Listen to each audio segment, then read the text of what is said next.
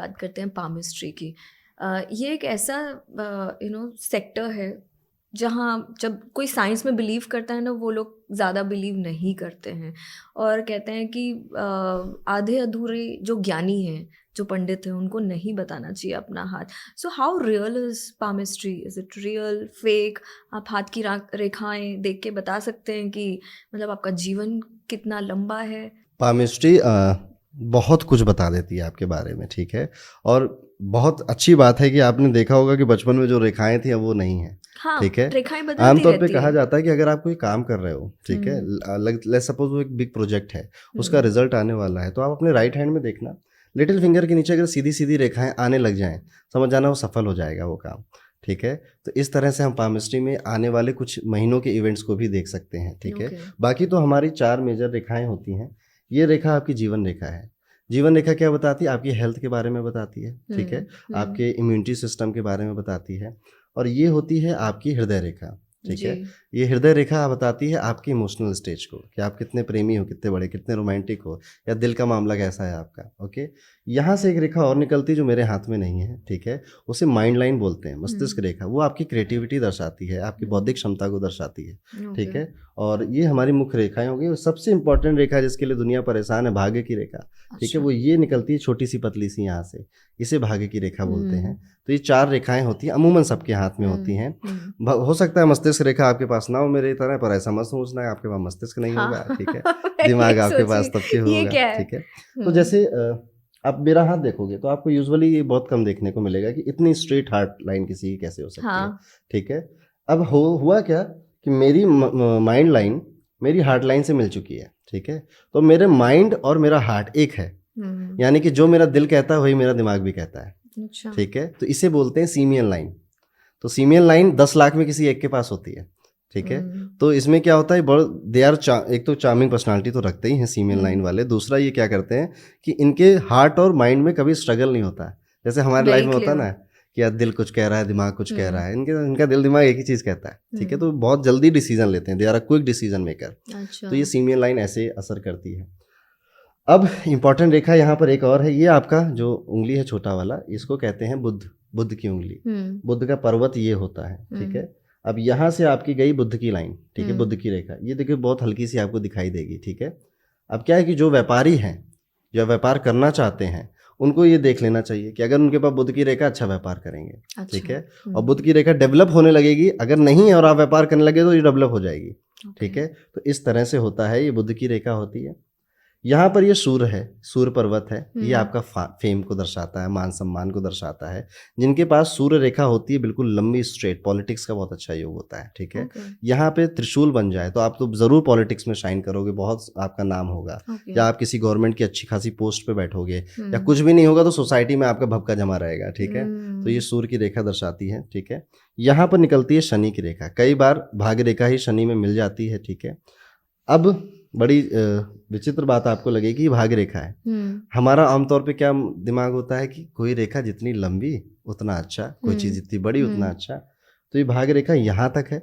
मान लेते हैं खिंचते खिंचते यहाँ तक चली जाए, मेरी इस उंगली के आसपास आ जाए, तो ये भिखारियों के हाथ में मिलेगा आपको। तो ये दुर्भाग्य की भी निशानी है कि अगर आपकी भाग्य रेखा बहुत लंबी है। भाग्य रेखा की एक बड़ी अच्छी बात है कि आप, जैसे कई लोग ना अपने करियर में शिफ्ट करते हैं, वो सोच कर कुछ और आए होते हैं कि मैं बीटेक कर रहा हूँ, आगे चल के इंजीनियर बनूंगा, पर वो कर रहे होते हैं कोई और काम, ठीक है। आपकी भाग्य रेखा दो मुही हो जाएगी। आपके हाथ में अगर लगे कि आपकी, जैसे मेरी भाग्य रेखा, आप देखिए मैं सोच के कुछ और चला था, और यहाँ देखिए भाग्य रेखा इधर गई इधर गई, ठीक है, दो मुही हो गई। अच्छा। यानी कि करियर शिफ्ट होगा, और जिस दूसरे करियर में आप शिफ्ट करके जाएंगे वो ज़्यादा सूट करेगा आपको, ठीक है। तो भाग्य रेखा दो मुही ऐसे काम करती है। और बताएं, ये शुक्र पर्वत है ये, ठीक है। शुक्र पर्वत आपकी लग्जरी को दर्शाता है, ठीक है, आपके बोलने की लहजे को दर्शाता है, ठीक है। बाकी ये आपकी लाइफ में कितना कंफर्ट रहेगा, जैसे आप ऐसे हाथ करें, ये कितना उभार है, बिल्कुल ऐसे खींचना नहीं है, बिल्कुल नॉर्मल आपको रखना है। ये जितना उभार है उतना आपको देखना चाहिए कि अगर ये मोटा सा है, गद्देदार है, ठीक है, तो योर वीनस इज गुड, ठीक है। और सब कुछ हटा दें, द वन थिंग जो वेरी इंपॉर्टेंट है, दैट इज योर जुपिटर, ठीक है। आपका जुपिटर आपकी कुंडली में बताता है कि कितना लंबा जाओगे और कितना अच्छा खेलोगे, ओके। ठीक है। कहा जाता है कि गुरु बचाए तो कौन गिराए, ठीक है। कुछ काम नहीं करता, आपका राहु चल रहा है, केतु चल रहा है, शनि चल रहा है, if Jupiter is with you nobody can touch you, ठीक है।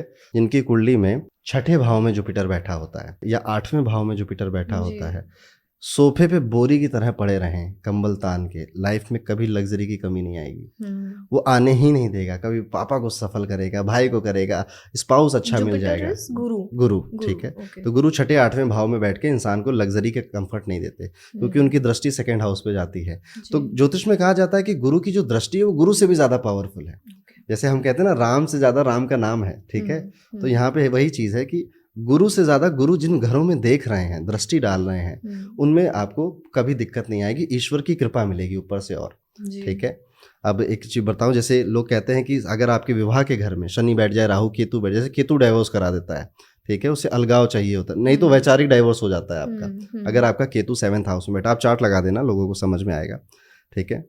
अब केतु बैठा है, चाहे राहु बैठा है या फिर शनि बैठे हैं, कुछ भी हो रहा है, अगर गुरु की दृष्टि वहां पड़ गई आपकी कुंडली में, तो कोई आपका डाइवोर्स नहीं करा सकता, ठीक है, कोई आपका डाइवोर्स नहीं करा सकता। और गुरु भारी प्लेनेट है, ठीक है, मोटा प्लेनेट है, हैवी प्लेनेट है, वो जहां बैठता है उस हाउस को दबा देता है, ठीक है। उस हाउस के मध्यम रिजल्ट मिलते हैं, खत्म नहीं होते पर रिजल्ट मध्यम मिलते हैं आपको, और वो जहाँ देखता है उनको वो ईश्वर की कृपा मिल जाती है। तो जुपिटर इज दैट पावरफुल। और आप अपनी पामिस्ट्री में जुपिटर यहाँ से देखते हैं, ठीक है। इफ ये माउंट आपका पिंकिश है, मोटा सा है, उभरा हुआ है, तन आप जो जुपिटर इज ओके, अच्छा है जुपिटर। और अगर आपको ये बिल्कुल फ्लैट मिल जाए अपने हाथ में, तब आप सिम्टम्स क्या देखेंगे? सिम्टम्स आपको दिखाई देंगे कि आप जिस काम में हाथ डालते हो बस वही फेल हो जाता है, ठीक है। कुछ लोग आपको मिलेंगे कि भैया मैं जो उस दुकान में समोसा खाने गया, दुकान बंद हो गई अगले दिन, ठीक है। तो मजाक कर रहा हूँ, ठीक है। पर ये जुपिटर आपको डिसाइड करता है कि आपका कोई भी कार्य कितना सफल होगा, ठीक है। तो अब यहाँ पे एक रेमेडी भी आप कर सकते हो कि हर दिन उठिए, ठीक है, हल्दी का या फिर पीले चंदन का इसमें एक तिलक लगाइए इसमें ऐसे, और आगे बढ़िए, ठीक है। तो आप जुपिटर को ऐसे स्ट्रांग कर सकते हैं। जुपिटर को स्ट्रांग, अच्छा अब जुपिटर की बात चली रही है तो मैं आपको और बताऊं जुपिटर के बारे में। जिनका 7th हाउस में जुपिटर मिलेगा आपको, 7वें घर में जो जुपिटर, इनको कहा जाता है गृहस्थ साधु हैं, ठीक है। ये घरेलू जीवनों में रहेंगे पर साधु की तरह, ठीक है।